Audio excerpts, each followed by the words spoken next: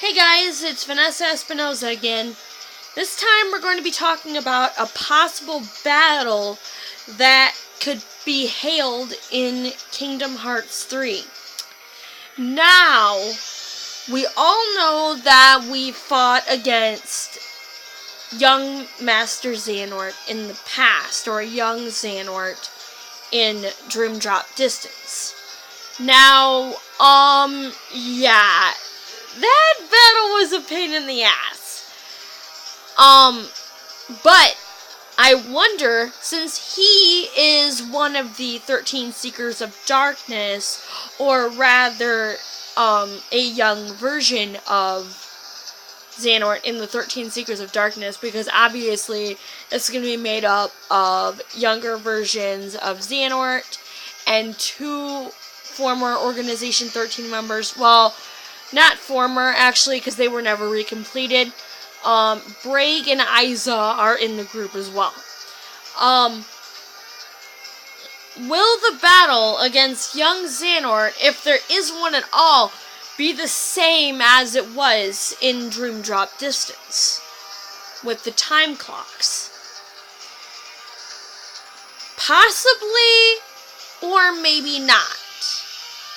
Due to the fact that, the time travel concept could end here and now, according to Xemnas, when he says, "This last excursion has proven to be a worthy closing assignment for the organization." Now, when he talks about closing assignments, is it possible that recruiting 13 Seekers of Darkness is the final closing assignment for Organization 13? Yes, I believe so, and here's why. There would be no use for Organization 13 after Xehanort's quote-unquote death. Because apparently now, Organization 13 is made up of practically a bunch of versions of Xehanort, basically.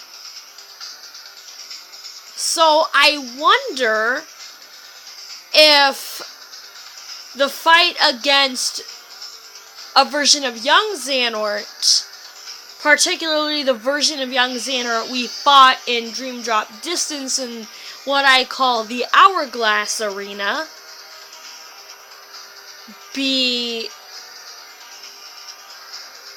would that be the same? Would that be the same, like, will the same, points of the battle take place? Probably not, since Dream Drop Distance had the Dream Eater concept, so obviously we're not going to have those guys. But I'm talking about in the means of doing a reality shift after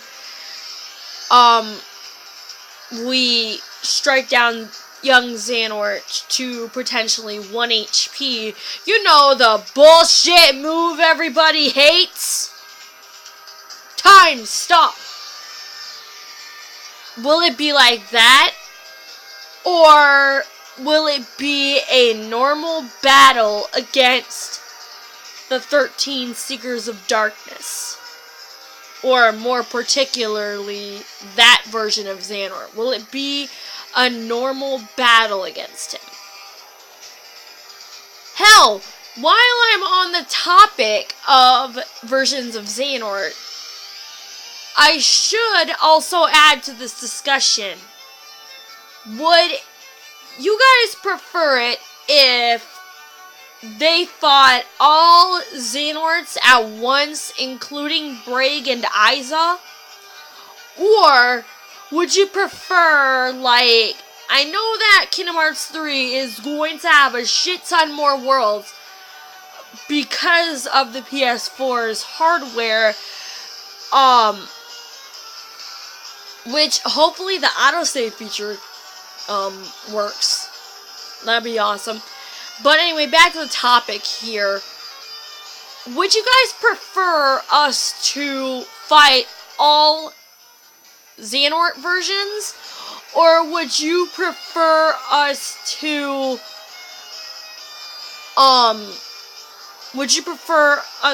pick off the Xehanorts one by one?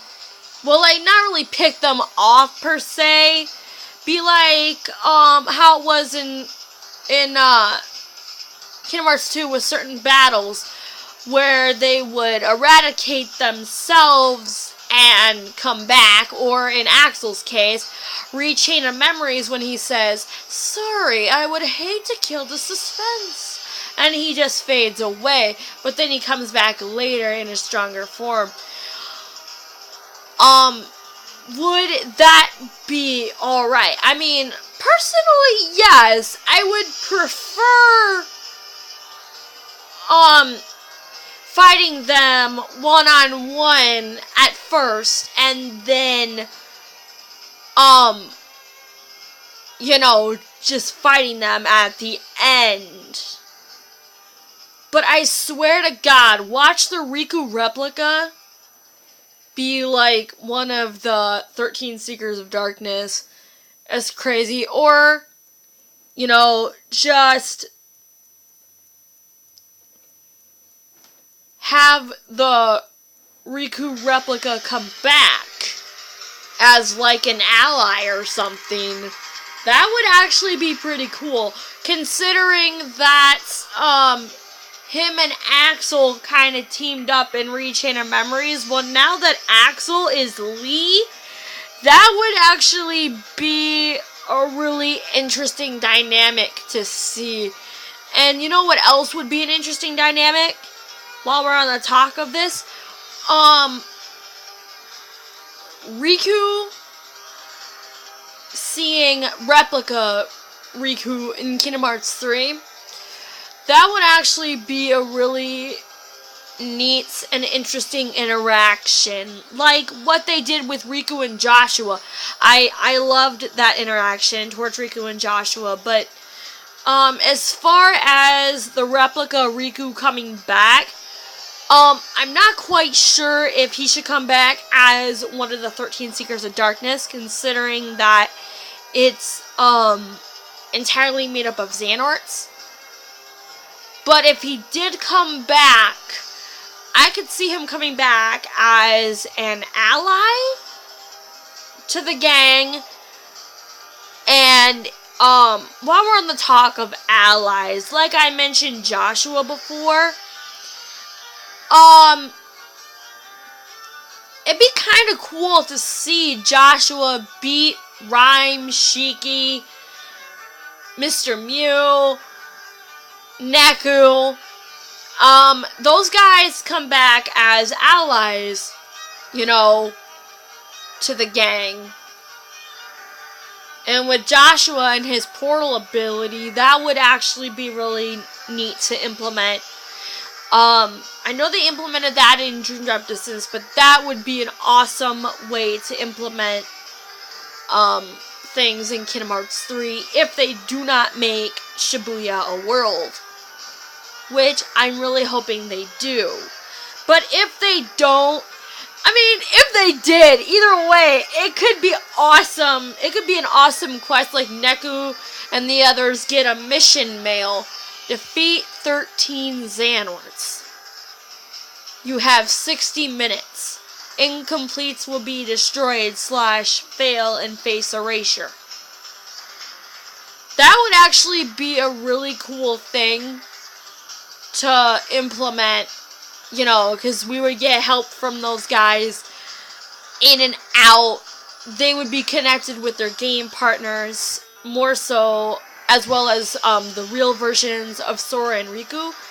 They would be able to get to know each other again. Like, that would be an awesome dynamic to use, That would be a very interesting dynamic.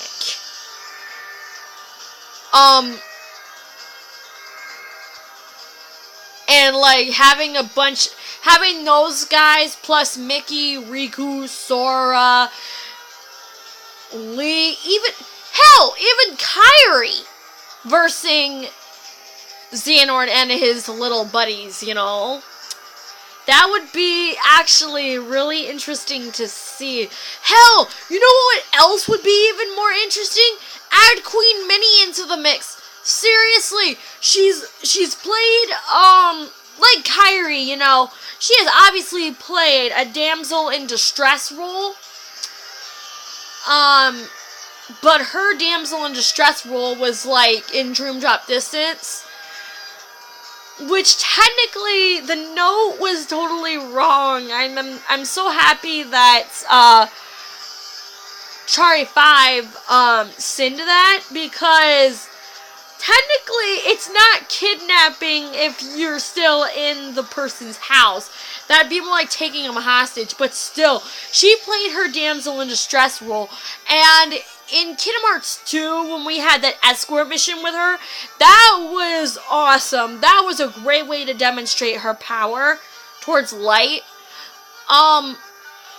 Just like, that would be really cool. Like, Mickey could be like, hey, you know, Queen Minnie, we need help. We can't do this alone. At one point, we go back to Disney Castle to recruit her. That would be, like, an awesome thing to do. An awesome thing to see. Now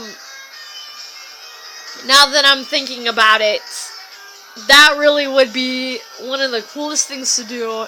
And one of the coolest things to see. Like, it's really cool. I literally just couldn't stop thinking about it. But in any case, yeah. Oh, dude. And if Disney Castle returns as a world in Kingdom Hearts 3, do you know how awesome that would be? Like, I just want to see Disney Castle in the Unreal 4 engine. Like, dude.